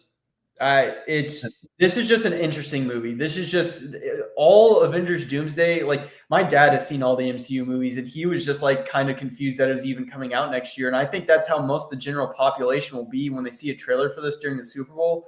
They're going to be like, wait a minute, what? Because once they never really built it up properly. Yeah, like they just had it, and all the Avengers movies before this had been built up properly. Like, Thanos had been seen 3 times before Infinity War. He was in the first 2 Avengers films, and he was in Guardians of the Galaxy. Yep. And Dune we've only ever seen once for 3 seconds, and we didn't even see his face. Yeah, exactly. So there's a clear problem with the buildup. And even with Ultron was internally developed well in that movie. I think he was probably a little rushed because they have he's one not as good as he is in the comics, that's for sure. I think they rush it a little bit, because I think Age of Ultron in and of itself, it should have been 2 movies because of the source material. They call it Age of Ultron, and age is not a week or so of maybe a story. Age of Ultron should have been 2 movies. Huh? Haven't you seen the Age of Extinction, dude? Very funny. But anyway, no. Ultron, they have one conversation about, then they develop him, and he's created. I think they should have probably built it up more. Yeah. But this thing is going to be the movie of the summer. Not summer. The year. It's like, and I was confused because most, especially Avengers films, they always come out in the summer. This is winter. Yeah. Mm-hmm. Yeah. They're hoping for the Oscar praise. I'm joking. Yeah. Yeah. Only have 30 minutes left. So, Moana is going to make $1 billion. I don't know if you disagree, but I'd go $1 billion. Because, the live action remakes are just make a lot of money. And then the fact that The Rock is actually playing Maui is just crazy. And he's going to, he's going to market the movie because that's just what The Rock does. So you have live action remake, you have Disney, and then you have The Rock. Like, I think it's guaranteed billion. I'd be so shocked if it doesn't. The hierarchy of power in the Disney universe. Yeah, for real. Dune Messiah, I don't think makes $1 billion as much as it's going to make a lot of money because Dune Part 2 didn't Dune make about 800 million? Dune Part 2? Yeah. I think it was closer like to 650 to 750, but I'll check it real quick. You might want to download Box Office Mojo. It's an app. I have it on my phone. It tells you the budget and how much it makes. That's 715. Yeah, this thing I would see probably 800, maybe 900 million. So yeah, I mean, if it's absolutely insane, like if it gets the same praise as Part 2, where like people are like, calling this whatever third movie in the trilogy you want to call it, or they're calling it the best movie trilogy ever, and it's legitimately like as good as 1 and 2. Dune Part 2 was the highest rated movie of all time for a little bit. Yeah. No, so yeah. It could. I could see a world with it making $1 billion. It's going to need to have some really good legs. Yeah, I'm going to put it makes its money back 100%. I just don't think it's getting to $1 billion. Real quick, I only just realized I had Supergirl here, and somehow I guess my phone didn't upload it. So I am sorry. We can just talk. Where do you think Supergirl would go, real quick? Superman. It didn't even cross six. It hasn't even crossed 600 million yet, right? It's crossed 600 million overall, but most of it is from America. So you're probably just looking at the American box office. Yeah, so it's not gonna. No, but DC is in a good spot. That if it's a good movie, having Jason Momoa as Lobo, it's gonna start building up anticipation. Yeah, I'm not worried about it making its money back unless it's bad. If it's bad reviews, then maybe it's a gamble, but I don't think it will be. Godzilla, just to answer it. Welcome to Derry. Crazy thing is, I keep seeing the trailer pop up, and I just don't watch it because I'm like, I was disappointed because we have two different trailers, and Pennywise is only in it and is only in both for like a second and a half. You barely see him, and it's just like It Chapter 1 and 2. He's barely in the movies. Yeah, that's what I dislike about the movies so much. It's like he should have been in them more. Yeah, but yeah, that's my opinion. Is I haven't even watched the trailer. I might watch it if it gets good reviews. But yeah, just because I know, Ledger, that we're on a little bit of a time crunch. Clayface is going to be a gamble, dude. I got to be honest. Yeah, I'd go gamble. But it's coming out. This thing could have been a lot. I'd be willing to say make its money back because if this was in the summer, because summer, especially since then, yeah, maybe it would. But this is coming. This is a horror film. Yeah, if it was coming out in a universe with one of the biggest IPs ever, barely crossed 600 million. Yeah, and it's rated R, and it's coming out in September when everyone is going back to school and people stop going to movies. So there's no way this thing is making $1 billion, and it's going to be a gamble for a profit. But I do want to say I do want more projects like this to get made. Getting Clayface, like getting an R-rated horror film like this, that's a great idea. Whether it works or not is irrelevant. I like these types of ideas of going risky. Yeah, no, that's the only way the superhero movie genre is going to continue to survive. So yeah, so I do like that this thing is existing. And do you mind if I talk about this one real quick? The Odyssey? Yeah. Yeah, you got it. I have got to say this thing is making $1 billion. Like Christopher Nolan took people talking in a room debating, and that movie Oppenheimer made $60 million, and that was not a very profitable IP at all. And this is the Odyssey, one of the most famous stories ever, with one of the biggest casts I've ever seen, and it's significantly more marketable than Oppenheimer. And did you see the IMAX thing? That he's filming all of it in IMAX or what? No, he released it. They released tickets for IMAX in May. They released the tickets in May or June. Every single ticket got sold out within minutes.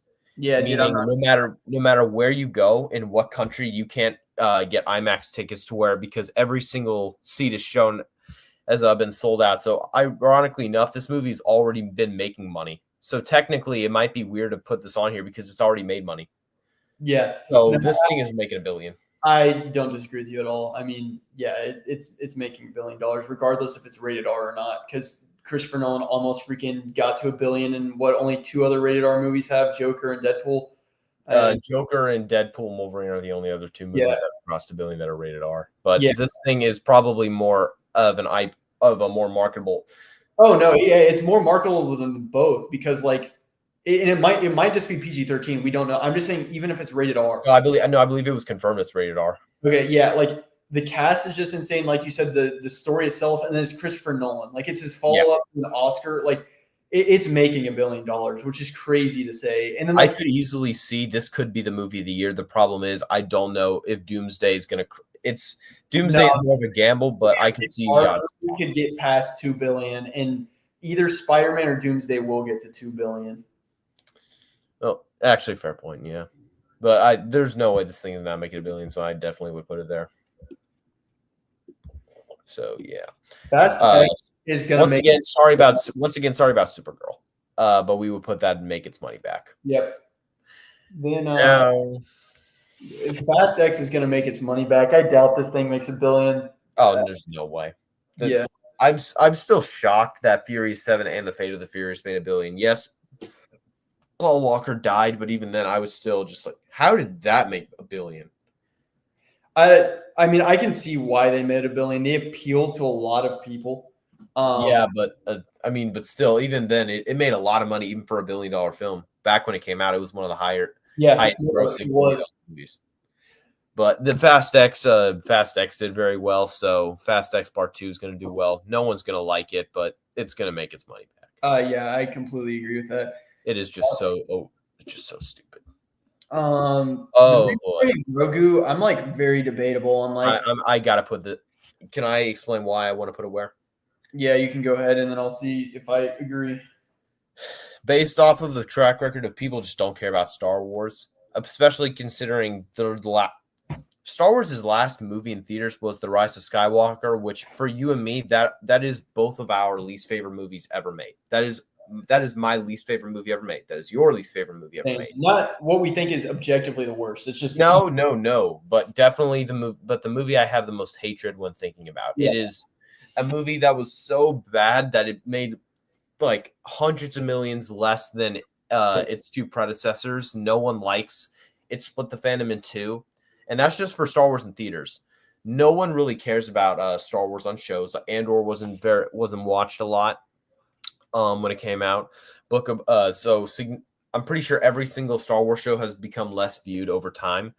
So this thing it's a gamble at best. Maybe because of Star Wars, maybe it could turn into profit, but Star Wars costs a lot. To where Force Awakens had an insane budget, and so like this thing I could see, and Mandalorian season 3 wasn't good. I did not enjoy it. Yeah. So I do not see this thing. This thing will not make $1 billion. This thing is at best maybe making a profit. Yeah, I would say it probably makes its profit back because I know we both have like in our heads like Solo didn't make its profit back, but Solo also like literally came out between Deadpool 2 and Avengers Infinity War, so that was just terrible marketing. Whereas like The Mandalorian, Han Solo is more popular than Mandalorian, but Solo's marketing was so bad that like if The Mandalorian's marketing is good, there's no way it doesn't make its money back because The Mandalorian season 3 was not good and did have less people watch, but it's still one of the most watched shows on TV at the time. And they're going to market the crap out of Grogu, which appeals to so much more than just Star Wars fans. Like you have just like women and other people that just think he's cute that are going to go to it. They're like, that's why I would put it. That's why I would put it in. It's a gamble instead of no shot. But I can see this thing failing just as badly as I can see it succeeding. But especially with no one cares about Star Wars anymore. I can't have any conversation with people. I have many friends that I'll talk to about Star Wars, and they'll just say, "I don't like Star Wars. The sequel sucked," and no one has any interest. And I know people that just didn't care enough to watch the 3rd season of Mandalorian. Yeah, I would probably.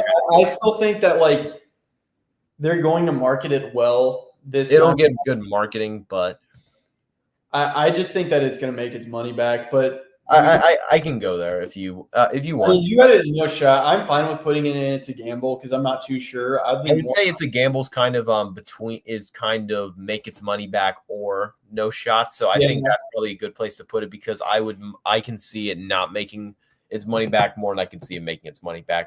I'm fine with that, which is funny because like I could also see it making like way more than its money back. It's not going to make $1 billion, but like if its budget's like if they have like a clean $200 million budget, like they don't get Pedro Pascal is the only big name actor they get in it, and they do like classic Star Wars and find other actors to like fill what's going on. Like I could see it having a nice, clean like $200 million budget, which is a crap ton, but it making like 700 million or whatever. And that would have to make around that much just to break even. So yeah, like I said, Superman had a bigger budget than that, and it's broke even. So like it could make a little less, but yeah. Yeah, well, the thing is, Superman, they did a good strategy where they gave us the crumbs and they made us make the meal out of it. They made the fan base essentially market it where everyone was talking about it. They got the mouths moving. Star Wars didn't have the only thing is they did market the crap out of it as well. So. They did market the crap out of it, but they also had us do it. That's kind of like if you give the fan base something to be excited about, they will market the movie for you. Hold up, Godzilla. Going back to Andor season 2. Andor season 2 did have good viewership, but it didn't have first season didn't. Yeah, the first season did not. Andor, both seasons of Andor have been super high critically acclaimed. Like but this one will probably be up for show of the year as well. Rumors are for it, and the last one was, and it was like one of the finalists. And also, who is the guy that plays Cassian? Whatever his name is, he was up for actor of the year, and he probably will as well again. The numbers were better this season, but like when you compare them to things like the first 2 seasons of The Mandalorian or when Kenobi came out, Kenobi is worse than Andor. It's not close, but oh no, that's not even a conversation. But regardless, like Ledger is right. Like Star Wars numbers are like down, and like Andor, a show like Andor that has that critical reception, that just tells you how sad it is for Star Wars. I know Andor itself like has its like divide in the fan base. But still, like the Star Wars IP alone, if Andor would have came out as the second live action show, the season 2 and season 1, to The Mandalorian, and then the sequels not come out, its reviews would have been through the roof. Like I'm telling you, it would have been one of the most watched shows on TV, regardless of how fans felt, because there's not that terrible stigma of the sequels there. Like if they never would have existed, like Andor would be one of the biggest shows on TV, and it's not even close.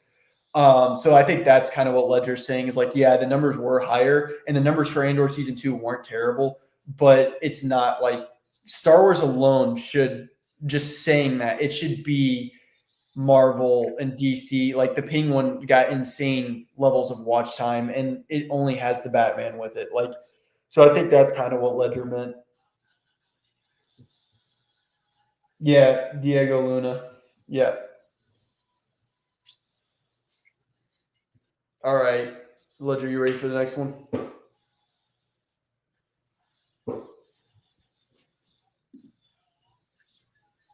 Hold up, Ledger, I can't hear you.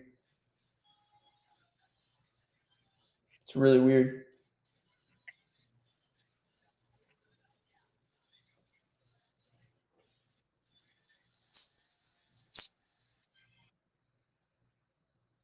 Now it says you're muted. Can you hear me now? Yes, I can. Okay, good. Someone connected their earbuds. So okay, now I'm kidding. But yeah, I'm pretty sure except for maybe a Darth Vader movie. I'm pretty sure pretty much nothing here is pretty much everything now with Star Wars it's a gamble. Well, no, unfortunately I feel like they could make another Star Wars like KOTOR or something like that, and it would make $1 billion if it's done well. But maybe Knights of the Old Republic. Maybe from people that are curious, but even then, a lot of people don't know what that is. Well, I'm just saying, like, think about it. Like, Star Wars is still a huge IP, and KOTOR is a beloved franchise. So, like, you have a lot of people. If it's made well, like it's made with care, it's not like the sequels. Like, people can tell it's good, and the reviews, get like 90% to 85, like 80 to 90. Like Superman level.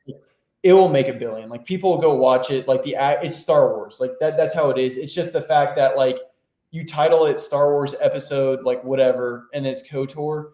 It would still make $1 billion because there's a big following there. Yeah. But yeah, I agree for the most part. Unless it's something like that, like a huge project, it's not going to make $1 billion. Time to speed run. Okay, Ice Age. Bro, if this thing even does come out next year, I don't even know what to say about Ice Age. All the Ice Age movies make a ridiculous amount of money. I think Dawn of the Dinosaurs alone made I know one of them made nearly $1 billion. I think it was Dawn of the Dinosaurs, which is pretty easily my favorite. And think the lowest grossing movie in the series made like 600 million or something. Yeah, I know they make a lot. I'm just trying to see. No, the last one only made $408 million. Okay, I'm wrong. Yeah, but you were right before that. I just remember the last one wasn't as popular because it's that Collision Course one. Oh But, yeah, I don't like that one at all. I don't know. I don't even care enough about I think because it's a kids movie, I'm willing to say it's probably at least going to make its money back. But if you're not sure, I'm willing to keep it there. Dude, I'm just not sure because like I don't even disagree with that statement, but you could argue me into any of these. So, Hunger Games. I'd probably go with it. I'd probably go with No Shot. There's no way. You don't think it's going to make his money back? No, because there's not a lot of time because a lot of people haven't read the book yet, which is already out. They're filming it right now. Here's the thing: Rachel Zegler has destroyed any franchise she's been a part of, and since she was in the last movie, no one is kind of on board with Hunger Games because of her. So, combining that with the fact that the last movie did not do very well at the box office, from what I heard, it didn't make its money back, right? I'm not sure about that. I know it didn't do phenomenal. It did not. I'm willing to. Based on what I remember, it did not make a profit, and none of the Hunger Games movies have. So I would say it's a gamble. But if I'm being honest, just people have no concern with this franchise right now. So especially this thing gets a ridiculously high budget, I'd probably just go with No Shot. Yeah,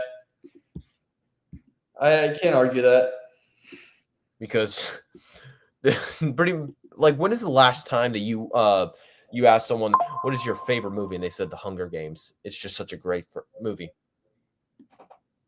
Not a lot, but when I did that test with the girls, there's plenty of them that had it in their top 10. Okay, that's a fair point, but so I mean, okay, just one more left. I think I have to explain myself here. You don't know what this is, do you? Punisher? Is it Daredevil Brand New Day? First of all, it's Daredevil Born Again. Yeah. But second of all, no. Have you not been hearing what Marvel announced? No. They announced that we're getting. You know how we have Guardians of the Galaxy, the holiday special, and Werewolf by Night. These like little Disney. Oh yeah. I haven't seen the holiday special, but Werewolf by Night was actually really solid. Yeah, so they're doing the same thing with the Punisher. He's getting his own Disney Plus special. It's going to be around an hour long. Jon Bernthal's returning. It's going to be MA. So it's being shot. I believe it just finished filming. It's either that or it's finishing filming right now. Yeah, that makes me excited because it's directly adapting a certain comic from the Punisher. I can't remember which one it was. All I know is it involves. It's a really brutal one. I mean, they kind of all are. Yeah. So. It's I wasn't really thinking when I did this because it's not going to release in theaters. But I would just say I would say we can substitute make its money back for it'll be streamed well. It's a gamble as people aren't going to watch it and No Shot is like this. I'm just going to say it's going to make its money back. I would agree. Especially since Daredevil Born Again people loved. So this thing, it's at minimum, it's going to make it's going to be very well streamed. Yeah, I agree with that. People love Jon Bernthal as this character, so and I believe that although they haven't confirmed yet whether this is coming out before Daredevil Born Again, but with what Daredevil Born Again ends with, most likely, I'm guessing it would take place after Born Again season 2, but before Spider-Man. Yeah. However, we are getting Jon Bernthal's Punisher 3 different times next year. Yeah, that is insane to think about. That's huge. He is my favorite comic book movie casting of all time. Not movie casting, just comic book character casting of all time. I think he embodies the character from the comics and his soul just so well. Yeah. I mean, he kind of is like that in The Accountant too as well. Oh yeah. I've seen The Accountant. He is just like in The Accountant as well. Have you seen the second one? I have not. You think he's even more like it. It's actually crazy. He seemed a lot more comedic in the trailer. Yeah, no, I mean, he definitely was comedic, but like his actions and just like his persona. Yeah, I know he does kill a lot in the movie. Yeah. But The Accountant 2 is actually better than the first one. I've heard differing opinions on that. Really? I haven't heard from almost anyone that says The Accountant 2 is worse than the first one. I think I heard like 1 or 2 people that I know that saw. Obviously, it's a thing. Like, not saying there's enough people that 100% that's going to be opinions. I'm just saying, like, I've known quite a few people, probably like 5 or 6, and none of them have thought that the first one was better than the second one. But there's a lot of people out there that are just sticklers for the first movie, if anything. So there's like, he's not in the first much, is he? In the he's not in it. He's literally only in it like a couple of times. They show him, and then he's in it at the end because then you realize his brother. Yeah. That's what I noticed when I saw the trailer. I was like, oh, he's actually going to be main character this time. Oh, yeah. No, it was – I think you would like it a lot better. Like, the dynamics are just – it's a lot more fun of a movie, but then the action's also better. So – and then the story's also better. So – yeah. So, pretty good turnout. Hopefully, the box office will be better than this year so far, because so far we have not had some very good movies at the box office. What is Lilo and Stitch is the highest grossing movie of the year so far. Huh? Oh, I thought How to Train Your Dragon would beat it. No, How to Train Your Dragon only made like, I think 700 million or something. It didn't even cross $1 billion. Really? Dude, that's crazy. That's crazy. Lilo and Stitch outgrossed it, which was funny. I thought by the end Lilo and Stitch made like 980 million. And I apparently found, I believe it's the lowest. That makes me so annoyed because, like, I don't even like any of the live action remakes, but, like, come on, dude, freaking How to Train Your Dragon. Hey, I think The Jungle Book is good. That's a fair take. And Peach, I love Peach Dragon and The Jungle Book. I pretty Oh much. yeah, I guess I didn't even consider the Peach Dragon to be a remake. Just it's loosely a remake. However, it is still considered one. Oh yeah, Godzilla. You like the first one better? Told you. Dude, he had to be the one that you're talking about, bro. That doesn't count. You already had that in your back pocket. You had that in your back pocket. I always have him in my back pocket. For real. Every time we've streamed, Godzilla's been there. Maybe even when I've been with Film Kid. Oh, yeah. Hey, he's useful. Yeah. But yeah, this was definitely fun, and I really am, like I said before, we are skeptical about Doomsday. Yeah, dude. I just wish we could be in the Infinity War time where we could just be like, oh, this thing is there's no way this thing isn't awesome. Yeah, dude. I would say, but I was so worried about Superman. Superman truly was one of the only films where I was like so worried about, because we both knew if it did bad, then DC was done. Superman we could see was definitely at least going to be a fun, enjoyable movie. Yeah. Doomsday, I can't even. There's just so much cameos and everything. There's just so much unknown that until we get a trailer, like I can't even begin to predict what this is going to be like. For like 5 minutes, do you want to just quickly talk about the fight? Which fight? Oh, Doomsday one. On who you think it was, because it's pretty much heavily rumored on who pretty much everyone now thinks it is. No, I just didn't even care, because I was just like, dude, Hollywood stars, just drama. Like, I don't care as much about like the people as I do like, their acting and the story that's going into it. But it's definitely interesting. So if you want to tell me, I'm definitely here to listen. A lot of people thought it was Pedro Pascal and Robert Downey Jr. However, about like a month ago, Pedro Pascal finished shooting. Huh? That would make sense. Yeah, but Pedro already finished filming. So most likely it's not him. The people that pretty much now everyone believes it is, it's Ryan Reynolds and Robert Downey Jr. because Deadpool was essentially just confirmed to be in the movie. Ryan Reynolds put out this thing on his Instagram. He put the Anarchy flag from Deadpool Wolverine. He put an Avengers symbol over it in red. So now pretty much everyone believes that Deadpool's in the movie. So people think that Ryan Reynolds made some sort of comment that Robert Downey Jr. did not like, and there was a fight. That's interesting because, like, I mean, obviously people can just say things that make people mad. If you would have said Pedro Pascal and Robert Downey Jr., there's some underlying things there that like I won't get into. There's a lot of material I can see Robert Downey Jr. not liking about him. So I would see that. Yeah.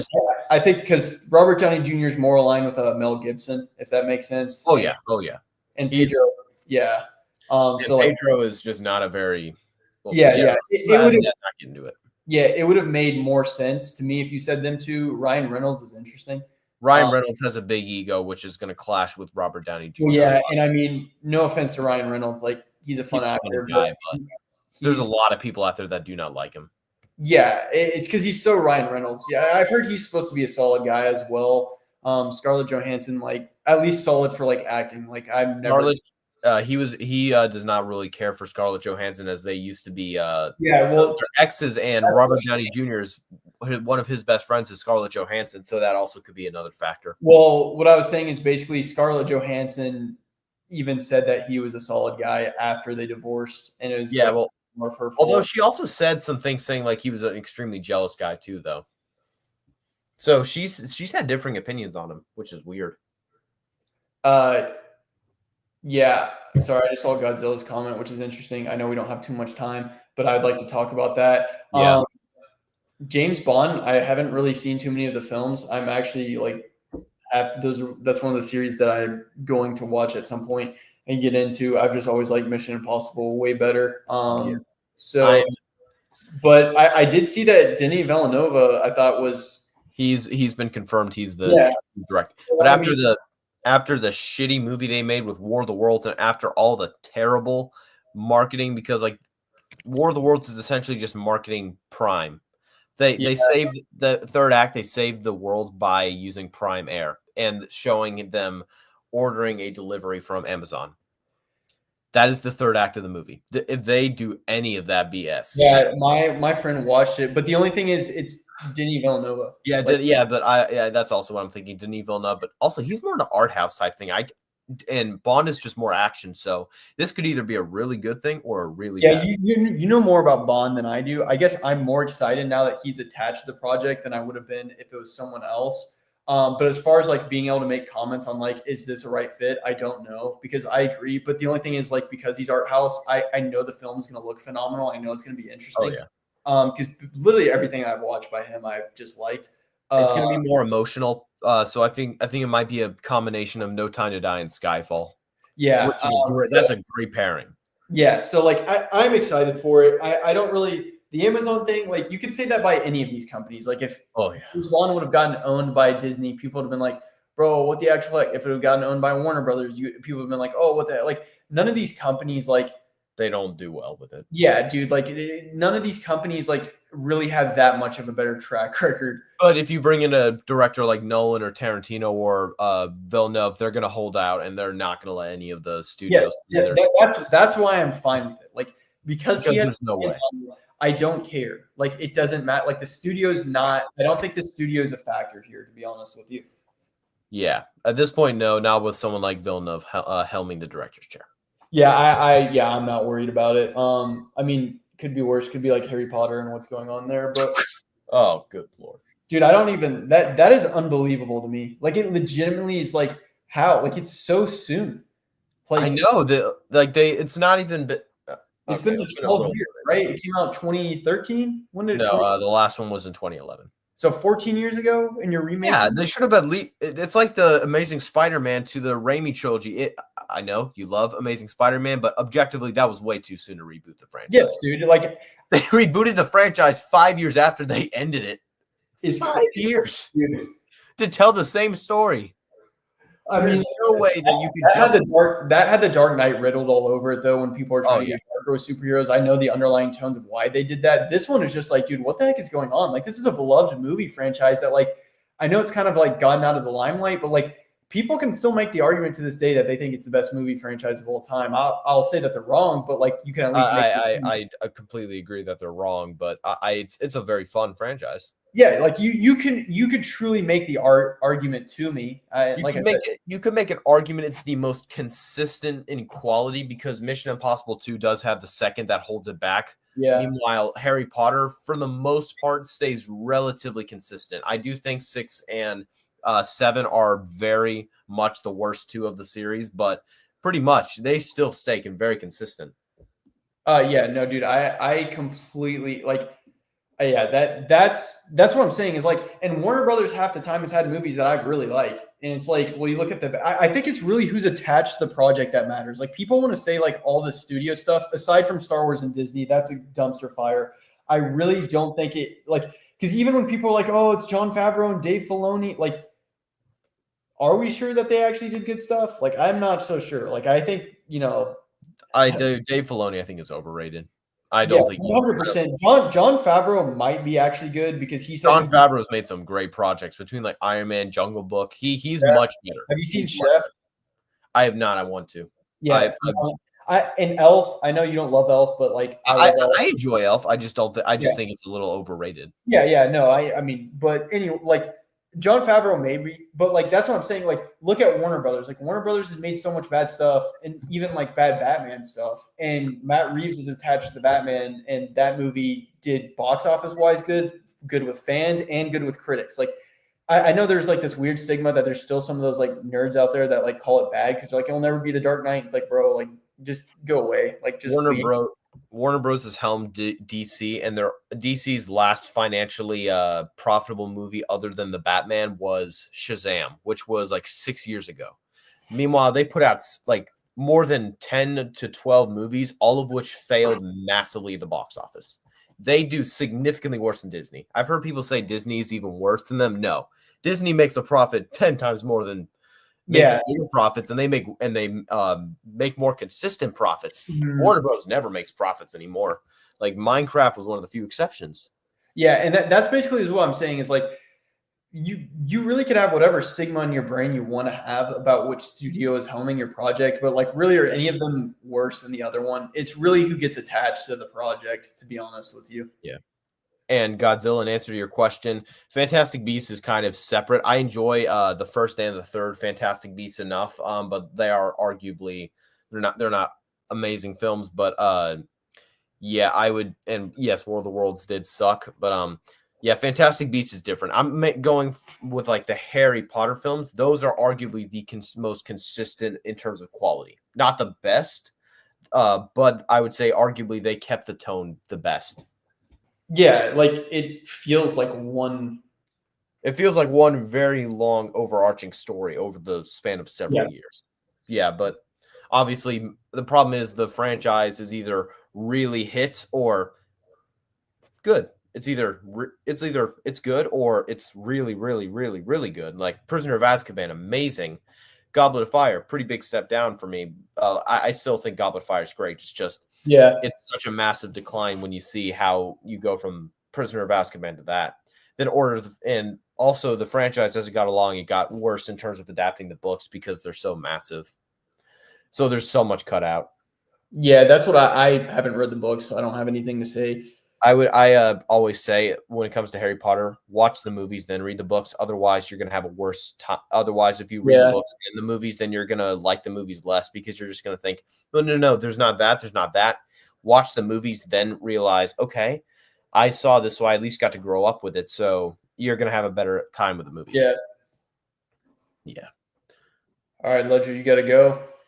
Probably would help. That's unfortunate, but we got our list done. So much. Need to get this more. Hopefully, when my life gets situated with work and school and everything, and now being married, I can get like one time a month that we can try to do something like this and just talk about different stuff. So I'm always open to do that. That would be really fun to try and get this more consistent. We need to do it very soon. Again. Absolutely. All right. Everyone that's in here is probably already subscribed to Ledger because they're all probably from Ledger's thing anyways. But if you're not subscribed to Ledger, make sure to just go follow him and show him some love because he makes great content over there. Thanks, and he actually knows more about Marvel than I do. So go show him some love. So, all right, Ledger, I'll see you. See you guys. See y'all.